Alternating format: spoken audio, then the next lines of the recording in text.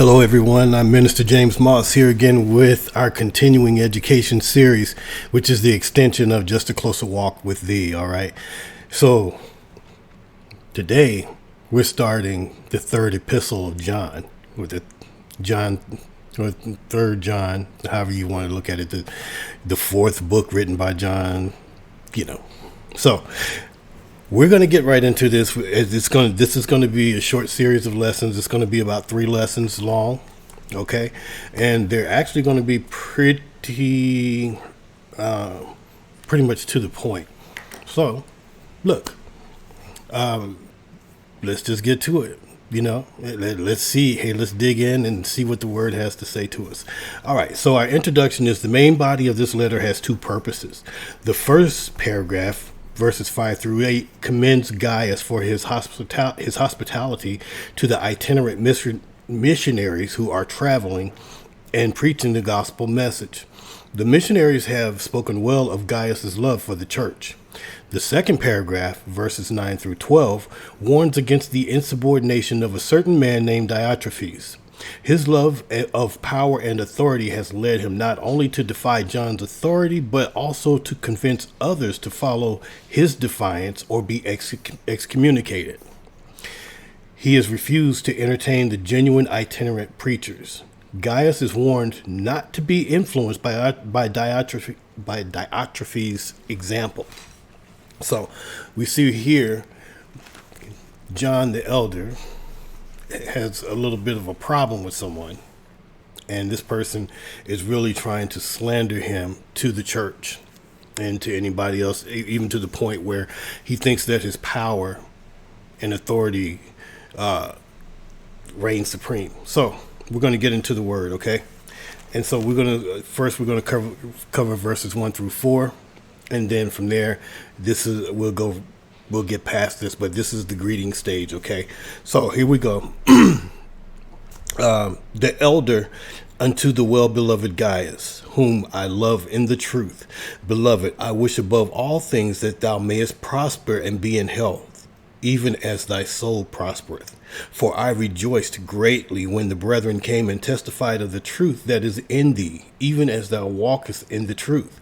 I have no greater joy than to hear that my children walk in the truth. Wow. All right. And this is coming from John, the elder, that disciple that Jesus loved so much. And this is probably when he's a lot older, because he's put in a lot of work. But anyway. All right. We're going to go to the commentary.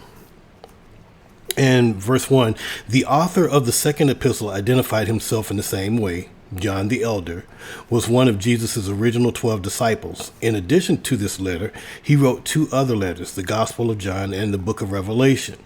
For more about John, see the author section, which I'll probably cover a little bit later in the introduction to the Gospel of John. I'll probably do a separate video for that. All right. As in the previous letters, John did not focus on his apostolic authority, but spoke of himself as an elder who watched over the believers with loving concern. The word elder refers to John's age. He must have been an old man when he wrote this epistle. Gaius was a common name in the Roman Empire. Men named Gaius appear in the pages of the New Testament, but it is unclear if any of them are the same Gaius to whom John wrote this letter. John considered Gaius a dear friend. Perhaps Gaius had shared his home and hospitality with John at some time during John's travels. If so, John would have appreciated his actions because traveling preachers depended on hospitality to survive. The tenor of this letter indicates that Gaius occupied a position of leadership and responsibility in a local church. Gaius may have owed his conversion to John. And we've seen that in other epistles where he called on Philemon, because it was written that basically Philemon owed his conversion to Paul. So this is common language among the apostles for people that they bring up their father in the gospel. They're owed this. It's not like they owe them, but they're indebted to them for bringing them the gospel.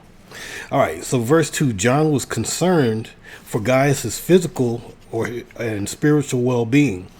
While this was a conventional expression used in ancient letter writing, John's sincerity was revealed in his love for Gaius. John also may have been pointing out that concern for physical and spiritual to go together. This was the opposite of the popular heresy that taught the separation of spirit and matter and that despised the physical life.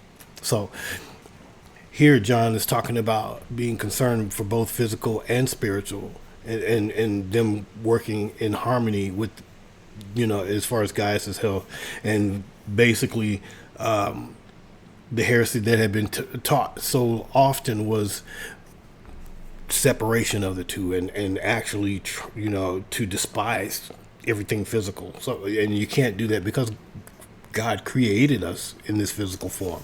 So there are things that are attached to this physical life that we have to be willing and accepting of, and be able to work together with the spirit. This is why the word tells us that we should bring our body under subjection. It didn't say get rid of the body. It didn't say, to ditch everything physical and only seek out the spiritual. So keep that in mind. All right. Okay, verse 3. These brothers, fellow believers, were either emissaries sent by John to check on the situation in various churches under John's purview, or they were traveling teachers, the kind who promoted apostolic truth as opposed to those who spread falsehoods. They reported back to John and told him about Gaius' faithfulness and that he was living in the truth. This truth was Gaius' loyalty to Christ and to the gospel. It marked his character for life. John's children were his spiritual children, the members of the Christian communities he served.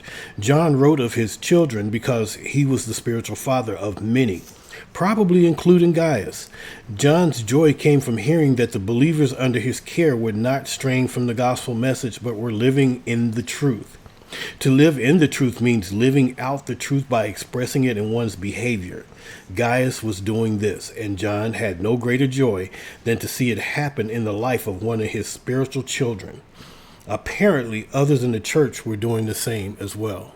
So it brought John great joy to see that the effort that he cultivated into Gaius didn't go to waste, and that actually Gaius is taking that and he's moving it and he's paying it forward into the church that he's got leadership over.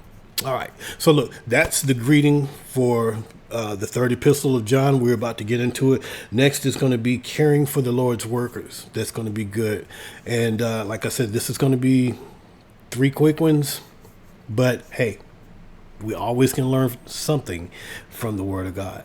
So until next time, thank you so much for your support. Thank you for what you do here with the Left to Omega in this ministry.